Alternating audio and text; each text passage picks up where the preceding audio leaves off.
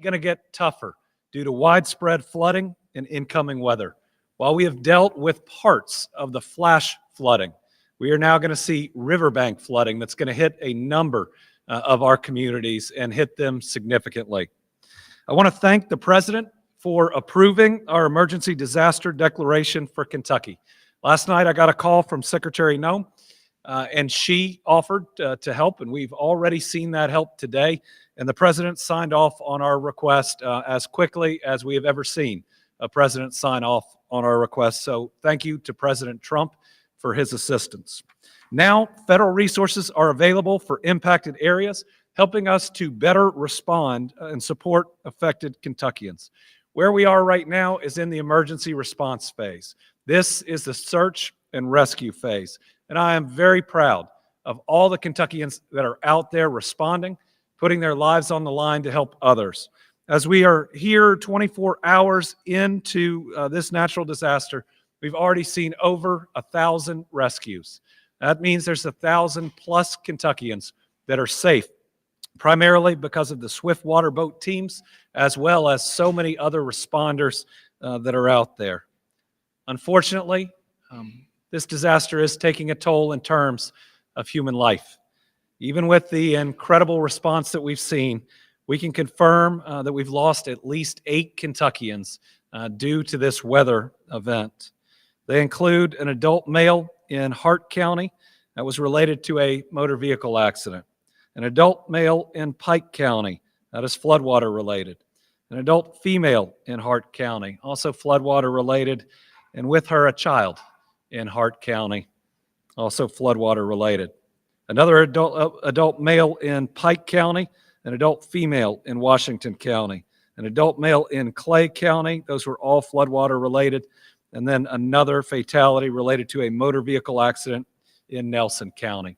We believe this number is going to grow. We hope it doesn't grow quickly or grow much larger, but one way that you can help us out to ensure we have as few fatalities as possible is don't get on the roadways.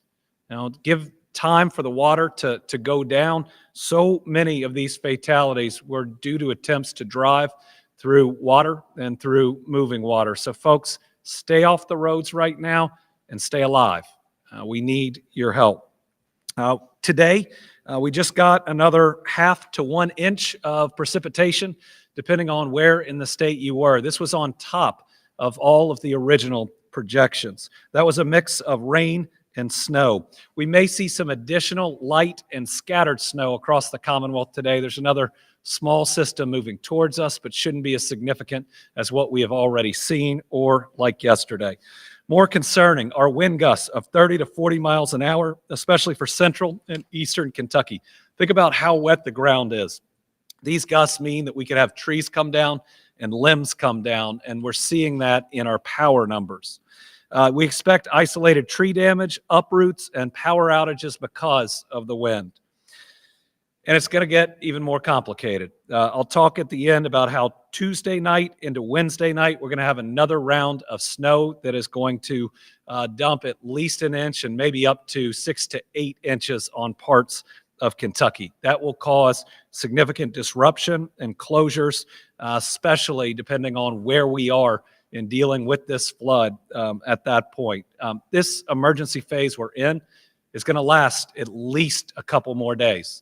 That's the type of event we're dealing with, and we're going to be actively dealing with this flood for probably the next week in different parts of at least getting things cleaned up. When we look at our operational teams, local swiftwater teams were pre-positioned throughout the state. They started rescues immediately, and they are continuing it. We now have a USART team that is here in the EOC with us, and it has been a great addition. 19 active state swiftwater teams are currently in operation. Many of them are in eastern Kentucky, but they've made rescues in multiple counties. They have worked throughout the night. They are exhausted, but they continue to go out and make rescue after rescue after rescue. We also have federal USAR teams from Indiana, Ohio, and Tennessee that are either operating or they're on their way. So thank you to those jurisdictions for lending a hand in our time of need. Power outages right now, 39,315. That's as of this second. That's actually gone down a little bit. We were over 40,000 earlier in the day. We are seeing our water outages go up. That's normal. And with this riverbank flooding, that's going to create a lot of pressure on these systems. It's going to cause a lot of pipe and line bursts. So we're going to have some significant water damage, just like we did in 22 and the flood in 21. Right now, 9,800 service connections are without water across Kentucky. 26,000 service connections are under a boil water advisory. 2 wastewater systems are not operational. One of those is still underwater, and we're going to have to wait until that recedes to get that back up and going. 21 wastewater systems are under limited operation. 9 wastewater plants are experiencing bypasses. 6 systems are experiencing discharge from portions of their collection systems. So if you look at that, you look at the number of people we've already lost and the damage, this is one of the most serious weather events we've dealt with in at least a decade. We've certainly had our share, and this is another significant one. We want to make sure that we remind people of when to call 911. Our 911 lines have been flooded because there have been real emergencies, but we need them open for real emergencies. So only call 911 if you have an emergency or life-threatening situation. If you do, you make sure you call it. And we've had a bunch of amazing telecommunicators, both from KSP and in our locations, helping to direct resources to people who need help. Rapid needs assessment. If you have immediate needs, but they're not life-threatening, don't call 911. Complete the rapid needs assessment form, which is online, or call the following number, 502-607-6665. This is when you have needs that include your power being out, no heat, individuals with medical needs or disabilities that are not life-threatening.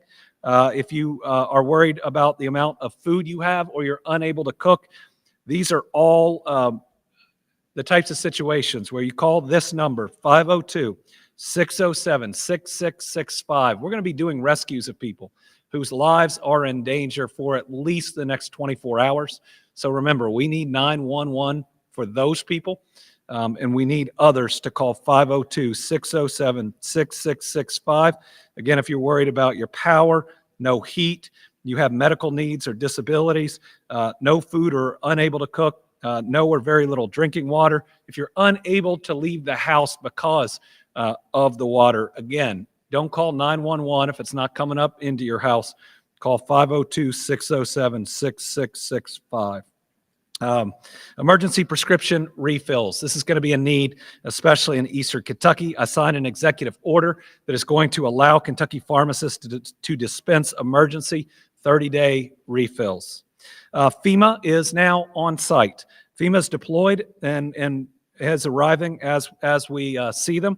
And we've actually welcomed Jeremy Slinker back. He was our emergency management director during some of our other most difficult times. He is now the FEMA Federal Coordinating Officer. We're really lucky that the guy who came back to help us in Kentucky has helped us a whole lot in Kentucky. He knows our capabilities. He also knows the types of FEMA resources that will help us the most amplify our response.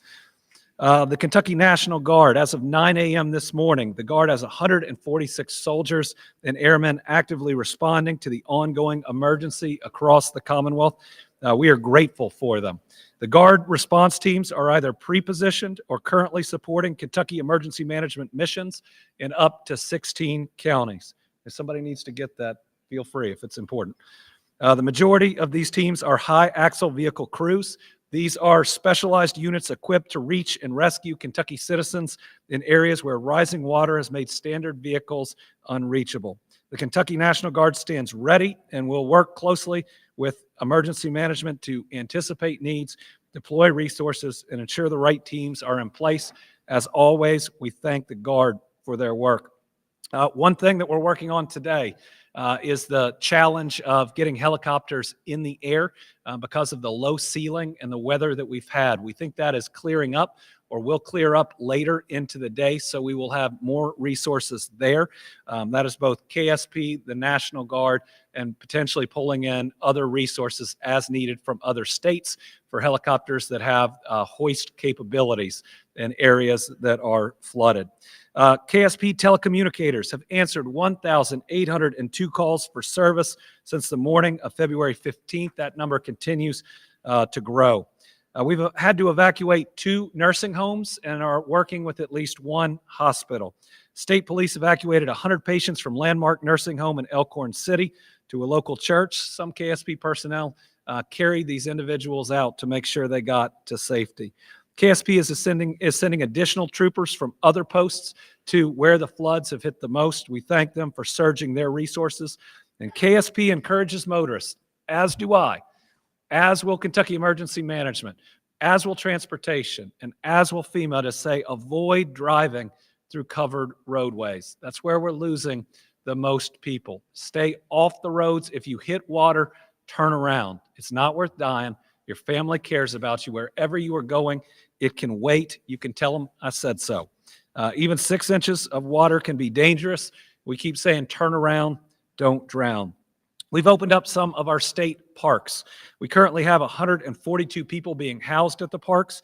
Jenny Wiley State Park is full at the moment with 86 adults, 56 children. I think we have about 20 pets that are there too. We have availability at Pine Mountain. We think Bell is going to get more water. Cumberland Falls and Natural Bridge. We are unable to open Buckhorn in Perry County right now because of road conditions. I hope to be able to get that up and operational if needed over the next day to 2. The Transportation Cabinet have more than 2,000 state high water crew members that have responded in all 120 counties. The biggest challenge of this event is it's everywhere. When the secretary called me last night and said, where are you most concerned about? I said, this event is hitting all 120 counties. So where we had to pre-position assets was in every part of our state, and flooding is still possible around many, many rivers in our state all across. This may be a record, but portions of more than 300 state roads and federal roads are currently blocked due to flooding, slides, or damage. Again, that means we have this type of damage and disruption statewide. Many more have standing water in parts of driving lanes or from runoff. Flood and slide impacts are concentrated in western Kentucky, along our southern border, and in southeast Kentucky. A few roads are closed due to flood walls going up. That's Main Street in Harlan, in Pike County near Williamson, West Virginia, and Catlettsburg in Boyd County. The Panbowl Lake area in Jackson, we have had to evacuate at least 2 different times in the past. There was concern that it might need to be again. It looks like it is stable, thank goodness. But thank you to Mayor Thomas in Jackson and that whole crew that responds so well to the Breathitt County Judge and Fiscal Court. Thank you for your work.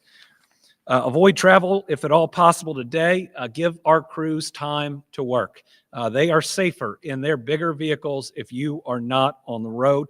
And remember, the same flood fighters are also our snow fighters. So the reason that when we're getting this snow, that it is sticking to the roads is our people have been out battling the floods. And that's why you can't pre-treat roads that the water would have washed away anyways. If travel is critical, remember, go really slow. Take your time. Avoid standing water. Be really, really careful. Otherwise, numerous trees are down. Some employees are cut off from reporting to maintenance facilities. Some facilities are without power in eastern Kentucky. Letcher County maintenance facility is flooded, and Pike County's gotten hit really, really, really hard. Talked to Ray Jones, their county judge executive, yesterday. We got a lot of resources there and helping, but they're also doing a great job with their local emergency management. Hundreds of rescues have occurred in Pike County alone. They didn't get the worst of 2022. It appears that they're getting the worst of this 2025 flooding. We have 12 emergency shelters open. They are in Breathitt, Harlan, Knott, Lawrence, Leslie, Letcher, Martin, Magoffin, and Wolfe counties. We have some state parks that have closings because of the weather. Nolan Lake, Paintsville Lake, Fort Boonesboro, Cumberland Falls Gift Shop Overlook and viewing platforms that are unsafe, and Blue Licks Battlefield trails. Blue Licks Battlefield, the gates that allow access to River Road have been locked and the trails have been closed. The Perryville Battlefield, the bridge on the gravel road is washed out. Fort Boonesboro, water's entered the sites. In Green River, the marina restroom and fishing pier are underwater. Nolan Lake, the water levels are going to impact the bathhouse and campground. We are evacuating inventories from buildings. Buckhorn, again, trouble getting there. Rough River Dam, no access to the marina. When we look at our Department of Corrections, Southeast State Correctional Complex, which is located in Wheelwright, are under a boil water advisory. East State Correctional Complex, Western Kentucky Correctional Complex, and the Bell County Forestry Camp have reported substantial flooding on the grounds.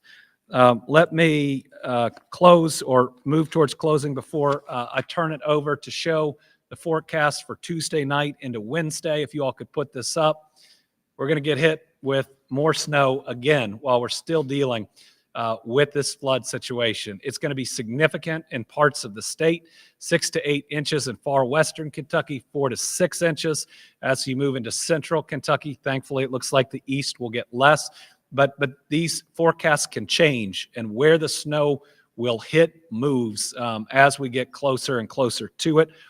Let me just say the National Weather Service is a critical partner in our response to all of these events. We need a well-funded National Weather Service. We should know that in Kentucky more than anyone. And thank you to all of our meteorologists who help us out and who help me out. I'm going to turn it over now to Eric Gibson, who is doing a incredible job heading emergency management. We're in the EOC right now. We're at level 1. This is all hands on deck. A lot of people that are around us haven't slept. They are working for you. They care about you. They show up in our toughest times and they give it their very best. So we've got to make sure that we appreciate them. If you're their family watching, hug them when they get home and are taking a break. Lift their spirits because we need them back in here because we're going to be at this for several days. Turning it over to Director Gibson. Thank you very much, Governor, for all the work that you put into this and giving a good update on the status of things that are going on across the Commonwealth. And we take this time just to begin this conference. The part that I want to talk about is just thanking all those local officials out there. I've spoken to so many of you all throughout this event, the county emergency managers, the judges, the mayors, the work that you all have put in. I've heard about it continuously, and I want to say thank you for the work that you're doing. We're here to support you. We're at this level 1 for you. We're there to make sure that we can give you the resources that you need. Keep those requests coming in. We'll keep doing our very best to send you what you need. We understand that it is a very changing situation as this event is unfolding. And we know that this is more of a long duration event than some of the ones that we've experienced in the past. This event will continue for several more days. The rivers are still going to rise as the Weather Service is reporting to us. We continue to see that the levels down the Kentucky River, the Green River, still have a ways to go before they hit the crest. Knowing that, there are still work projects that we'll be doing with our swiftwater teams and also our regular boat teams that can get to the flood inundated areas to provide some relief to the people that are beyond those waters. So if you need assistance and you need help, send that through your local 911 center. They'll send that up to us through the local emergency manager or the area manager, and we will do our very best to get you what you need. If that's a swiftwater team that provides assistance, if it's a high-wheel vehicle from our National Guard partners, or if that's one of the flood crews from Fish and Wildlife, we have plenty of resources available. We have tasked Indiana, Ohio, North Carolina, Tennessee with bringing in additional boat teams, swiftwater teams, as the governor's already mentioned. So there are resources still inbound to Kentucky based on this federal declaration that we were able to work through the night and get signed. So that has opened the door for some federal assistance, and those teams are coming in. So I want the county officials to hear this. If there's any way I can communicate to them any better, is to let us know your needs. Let us find a way to help you through this situation. We're here for you all. This center's been full since the beginning of this event, and thanks to all the staff that are in here with me today. They've been here for the beginning of this since yesterday, and they'll be here for several more days without stopping, shift after shift, making sure that your needs are going to be met. A few things to talk about that are important for us. Anytime there's an event like this, and people in Kentucky have a big heart, and we know they come with their donations in hand to find ways to help their fellow Kentuckians. At this time, we're so early in this event, it's fair for us to say that our distribution centers or those receiving centers are not open for those donations yet. We have water inbound. Emergency management always has a stockpile of water to meet those immediate needs for our counties. We have several semi-loads of water coming in from FEMA due to this declaration, and some MRE or some meals that are ready to eat are coming inbound. So we know that we have some immediate resources coming in. We have immediate resources on hand, and we do not have those distribution centers open yet. And so when we don't have, that's just taken away from some of the other ongoing urgent missions that are coming in. So if you're willing to donate, we appreciate that very much. But at this time, it's very difficult for us to receive those things as we're still doing life-saving measures for our citizens across the state. So just want to make sure I get a chance to say that. Thank you for your goodwill. At this time, it is very difficult for us to manage those donations as we continue to grow this event into county after county of response. A few other quick things. The emergency declaration that was signed overnight will lead us down the path to request the additional declaration, the full declaration for a major incident. By doing that, that's when the rest of the declaration process that you're familiar with comes in. That's that damage assessment process. That's the longer process of writing the full impact of this story to our governor, who will then petition the White House on our behalf for that full major declaration request, which will turn on the rest of those resources. Currently, we're operating under an emergency declaration that we're very thankful to have and get these immediate needs taken care of. But there is still more work to be done. And I say that so that anyone that has damage, please document your damage. Before you start making those immediate repairs, document your damage, have that ready to present. We will be requesting that assistance on your behalf from the state to the White House. And as we do those things, we need to be able to paint that picture that shows how impactful this storm was to you and your family, or to your city, or to your county. And that process is very difficult. So document well, and as we'll be coming through and collecting those damage assessments after this event, after the rescue moves into recovery, we'll start that recovery process, and there will be a typical process of damage assessments, doing those things that are needed to take care of you in the long haul. A few other quick things that we're talking about. I talked about the drinking water in the hospitals. If you have a loved one that's in one of these hospitals that have been evacuated, we'll work with you to let you know where your loved one may be if we've had to move them. We have public health here in this building, and they can work with the hospitals that have been impacted. I know many people are concerned anytime there's a hospital or a nursing home and where's my loved one at? We'll work very hard to help you with that. And the numbers that are posted on the website right now will get you to us, and we will work to coordinate that information to you, because we know how important it is when you don't know what's going on. How can you find out? So we've got that information for you there as well. Like I said, we're getting through this. This is a long haul event. There are many more days of some riverine type flooding that we're going to be experiencing. And then when that water recedes, there's this whole other piece of recovery that will take sometimes many years to get through the entire process. We're going to be here for you during this event, and we'll be here for you after the end of the water's gone, and there's still plenty of work to be done. We have plenty of resources available to try to meet your needs. If we can get those requests put in, we'll do our very best to meet those life-saving measures, is what I'm referring to in that comment. With that, I'll turn it over to Secretary Gray to give an update on the transportation efforts that are going on, road closures, and things of that nature. Thank you all very much. I want to, as we have Secretary Gray come up, I want to punctuate something that Director Gibson said. Right now, we need everybody home and not on the roads. And so I know everybody wants to bring food or other aid to a collection or a gathering center. We need you to wait on that. As we're in our search and rescue phase, we need our vehicles out on the road, and it's dangerous for you to be out on the road. I promise.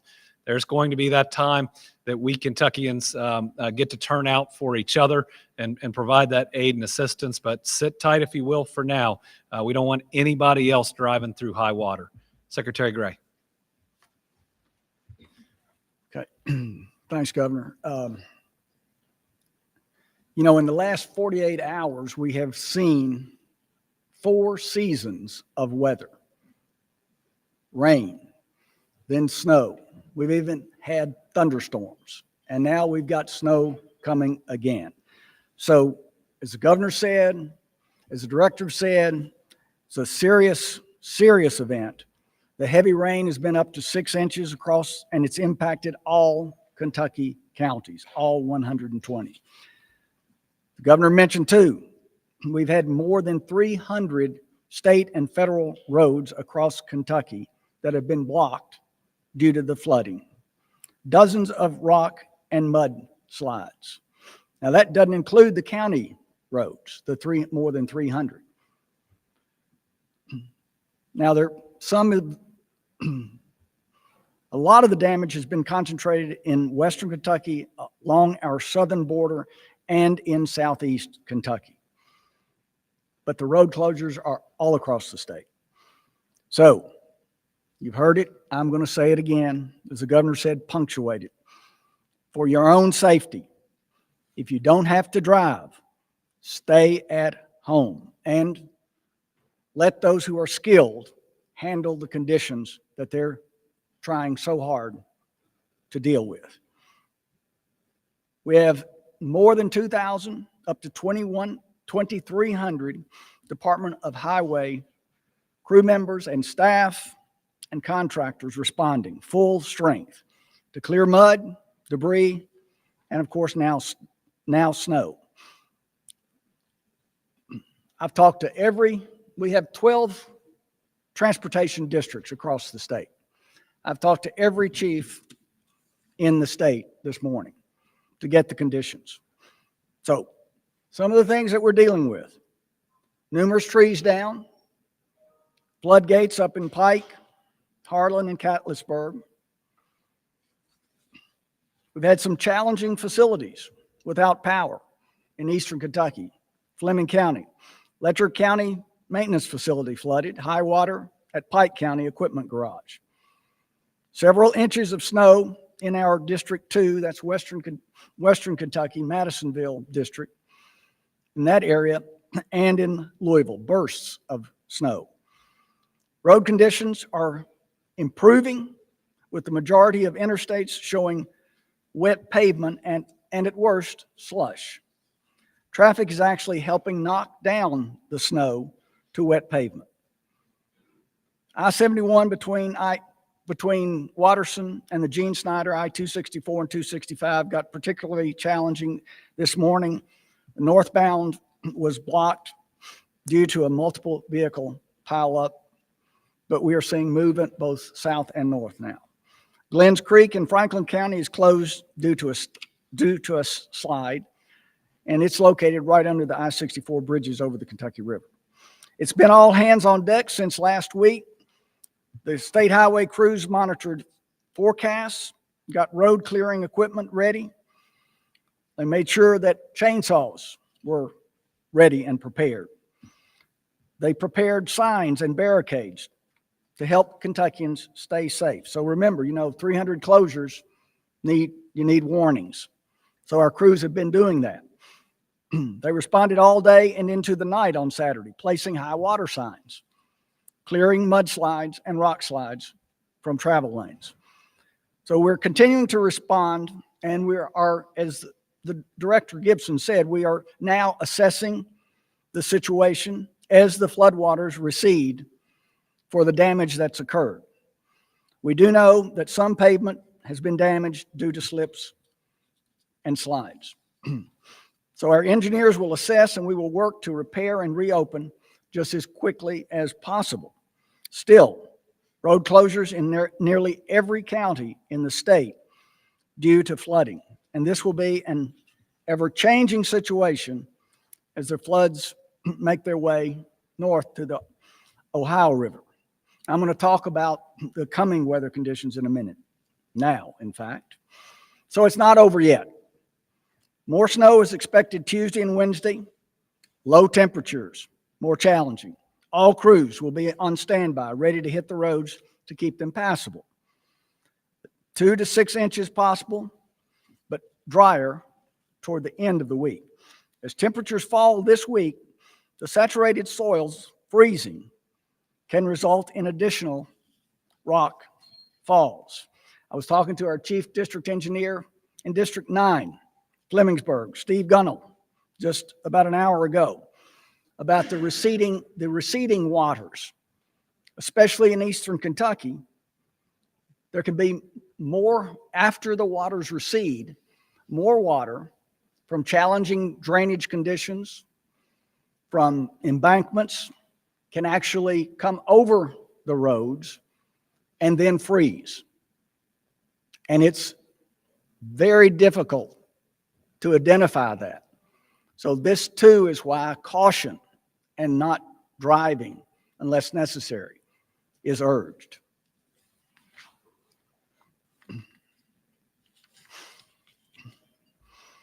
So in short, about these rock slides, the rock falls, we're anxious about that because it will be a week-long concern for everyone. We urge everyone to stay weather alert by monitoring weather forecasts. We've got a website loaded with information and resources for winter driving. It's snowky.ky.gov. You'll find links to your local highway district there, social media accounts, so you can track the latest in your area. And remember too, you've heard this before, that power outages can cause dark traffic signals. Dark signals go out. So treat a dark signal as a 4-lane stop and flashing red signals as stop signs, and proceed with caution as flashing yellow signals. Finally, check traffic on a navigational app like Waze or on our website at goky.ky.gov. Okay, now I want to turn it over to Jeremy Slinker, who we all got used to saying director, the former director of KYEM, Kentucky Emergency Management, who's been a great ally, as the governor said, and a great partner. And he knows Kentucky. And now he is the federal coordinating officer for FEMA. Jeremy. Thank you, Secretary Gray, Governor, and Director Gibson. You know, I understand when FEMA's standing in this position, we're all facing challenging times of some kind. And so, but that's why we're here. We help people before, during, and after disasters. And that's why immediately upon the governor's request, the emergency declaration was, the need was recognized and signed immediately by President Trump. And that immediately allowed FEMA to open the gates for federal assistance. So we immediately started deploying people overnight and to arrive into the Emergency Operations Center this morning. We have incident management team that is arriving as we speak. They will all be supporting our state partners in some way. That's what we're here for. We're going to stand alongside Team Kentucky and support them in anything they need or any projected thing they need. We will be looking forward and proactively, and if FEMA can provide assistance to solve problems before they're a serious problem, we're committed to doing that. As well as there's emergency communication vehicles coming. You've heard Governor and others mention FEMA-funded urban search and rescue teams that are deploying to the area to help save lives. That's what this emergency declaration is for, is to save lives and sustain lives. And that's what we're committed to do. I'm honored to be along my fellow Kentuckians and Team Kentucky, and we are committed to, the federal government's committed to supporting any need and request that they have and continuing our ongoing discussions as this event continues to challenge us. And with that, Governor, I'll turn it back to you. Thank you. All right, we'll take some questions. We have one journalist in studio. We have 5 that are joining us through Zoom. I won't be able to see the Zoom, but I think we've set it up to where we can do this. And we've got to do this in the next 15 minutes because we have a call with local officials, making sure we're meeting all their needs. So we'll start with Karen from WUKY.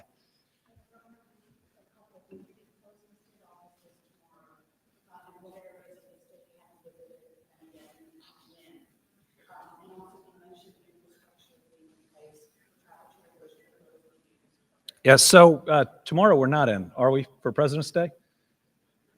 We're here. You all are here. We haven't made a call on state office buildings yet. We're certainly going to be looking, especially at Franklin County, where we got about 11,000 people that either live here or come to work. The infrastructure is still there for travel trailers. I think we still have several dozen travel trailers if needed. Still too early to decide if they're going to be deployed. And what we'll need to see is the 2022 flood and the 2021 tornadoes just destroyed homes. They didn't somewhat damage them, they destroyed them. Right now, we're not necessarily seeing that level of event all across Kentucky, but we may in some regions. You know, Pike County is getting hit pretty hard. I know I will be traveling. It'll be when it's most effective to help people, and it doesn't get in the way of any of these USAR teams that are so critically important. Okay, next we have Alex from WHAS on the Zoom. Governor Beshear, from last night through today, we're seeing emergency response vehicles also getting stuck and submerged in these floodwaters. Can you speak on the toll that these conditions are taking on our emergency personnel so far? These have been really challenging conditions. They have taken out some of our emergency response vehicles, both statewide and locally. And what that means is we've had to proceed with caution. We want all of our first responders to be safe. We have some teams that are great boat teams but aren't swiftwater boat teams. And so they are waiting until the current lessons, and then they're able to use their training. But we've got hundreds of first responders that haven't slept and are still out there saving people. Their lives are in danger every single time they go out to help. So give them a lot of room on the roadways. Make sure you're supporting them in every way you can. Think about it, over 1,000 rescues already made. When we look back at the 2022 floods, and we ended up with more than 1,400, this is already over 1,000. So what I'd say about all of this emergency response is, sadly, we have practice.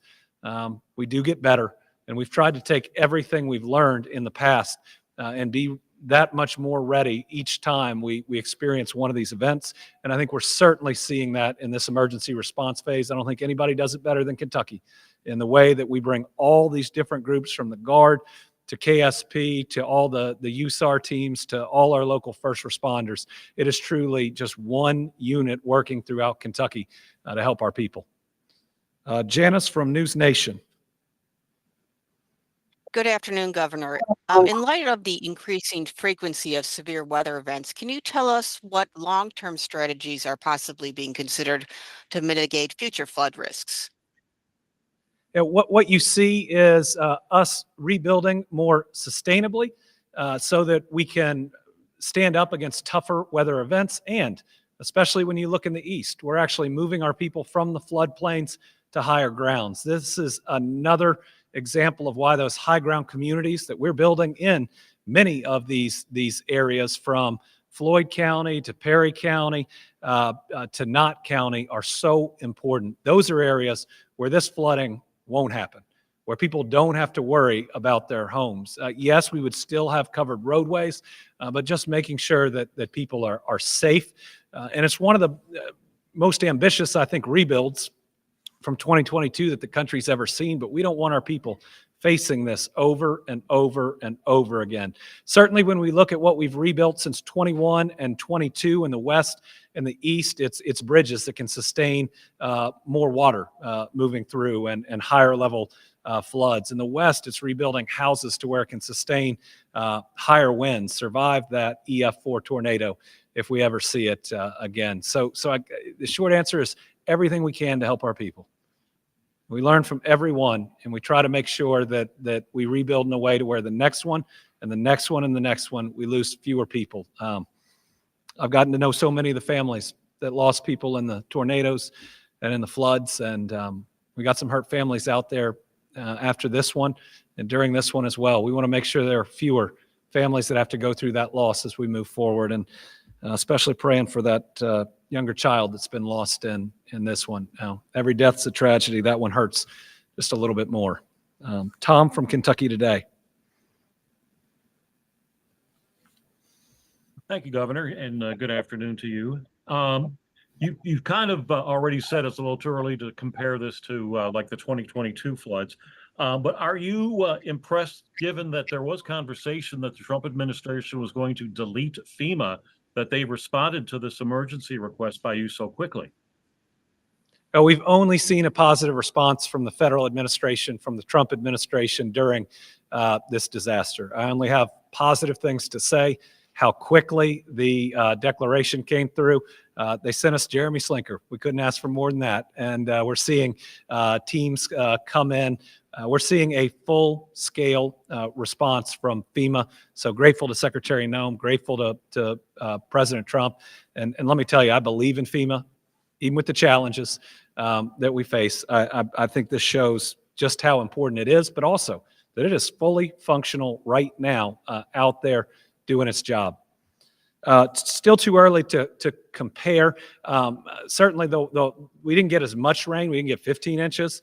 We didn't see the level of flooding that we saw in Breathitt and in, at least not yet, in Perry and so many other areas. But the difference between the 2022 flooding and this is it hit the whole state. I mean, we have flooding in western Kentucky, we have flooding in eastern Kentucky. So when we ultimately look at the overall damage caused, it might be more comparable in the end than we think. But this one, thankfully, we're with the response that we have. While there will be damage statewide, outside of what we're seeing in Pike right now and what we're maybe a little worried about in Estill later, we're not seeing the same level of damage. Kirsten from Wave. Good afternoon. Thank you. Just with the busy winter season that we've had with, snow last month and then this storm, how are crews keeping up, our road crews, everything? How is everyone keeping their morale? And obviously we still have spring to go into after this. That is a great question. Our road crews, just like our other responders, but our road crews have been working overtime all winter long. We have had storm after storm after storm, and that might, to some of us who aren't on a road crew, we'd say, oh, we're so tired of this difficult weather. We can't wait to get to spring, which I hope has much less rain than we just saw. But the road crews have been out there over and over, never complaining, trying to make it as safe as they can for us. And we need to do two things. Number one, we need to thank them. But number two, we need to keep them safe. Safety has become a part of our DNA in these last several years in the Transportation Cabinet, and we need it to be in everybody else's DNA. One way that you can increase the morale of our road crews is make sure you're moving over. Not when you're just really close to them, but you're moving over in plenty of time, and they can see that respect from everybody out there on our roads that they are doing such a good job. That we got good leadership from Secretary Gray down. Morale is so important, but they are a mission-driven group that believe in what they're doing, and we're really lucky to have them. I mean, it's a Transportation Cabinet that's doing this, that's working on 3 mega projects at the same time, that's doing all their regular job and roads and bridges. So I think in many ways the golden age of the Transportation Cabinet in everything that they're able to do. Let me also say the local road crews are out there doing just as much, and oftentimes they don't get mentioned. They might have fewer resources, but they end up doing just as much work. And the people they're helping out are their neighbors. So a big thank you to all our county and city road crews that are out there helping their communities. And finally, Allie from WDKY.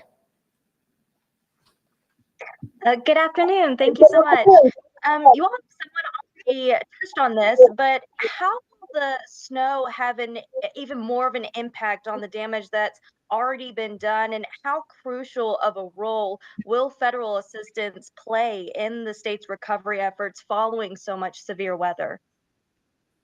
If federal assistance is going to be absolutely necessary on the state and the local government side, think about the damages that we're going to have to our roads, which we're already seeing, the mudslides, our water and wastewater systems. Those will all be in the millions. And so how FEMA comes in helps us rebuild, ensures our communities aren't bankrupted by natural disasters. And that's been absolutely critical in every one that we've faced. So having FEMA here, having that declaration already signed, we still have to come back when we have our estimates for what we call public assistance. That's assistance to the governmental entities and utilities. And then we'll see if we have enough to get to the individual assistance, where families that have lost are also able to apply. We certainly hit that threshold more in the last 4 years than I think has ever happened, between tornadoes and flooding, and more tornadoes and more flooding.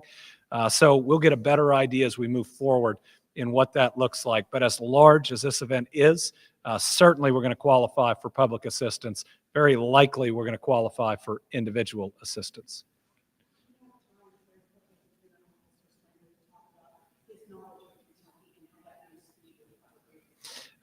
Sure. Our last question deals with Jeremy rejoining us from FEMA. I remember when he called me to say he was going to FEMA. I thought that was a loss for Kentucky, but a great gain for FEMA. And then when he told me that he would be in our region, and there might well be a day where he was the FEMA contact that would come and help us, I saw it as a great asset that could really help. And here he is. His knowledge, knowing how we work, even though we've added on some really important pieces, knowing what our capabilities are, and then knowing all the FEMA capabilities, give us the best way to coordinate, to make sure we have all our assets working to their maximum, that we're not duplicating at all, and his connections that he's made sense with other states and the specific teams. I think we know we're getting the best. You want to add anything to that, or did I brag on you enough? Okay. He doesn't even work for me anymore, and I'm still bragging on him. To everybody out there, while that may be ending on a humorous note, this has been tough, and it's going to continue to be tough. But like you heard from everybody, we're doing everything we can. We are deploying as many assets as we can. We want everybody to be safe. Please do your part. Don't drive through running water. Don't drive through water at all. A lot of families hurting. We'll probably find out about more families that are hurting. We don't want yours to be one of them. So be safe. Know that this is going to be a wild weather week. Know that the rivers still haven't crested in a lot of places, and we're going to see more flooding. But we'll be back with more updates, including later today. I'll have an update on a fund like we created after tornadoes and flooding, where you can help your fellow Kentuckian. Thank you all very much.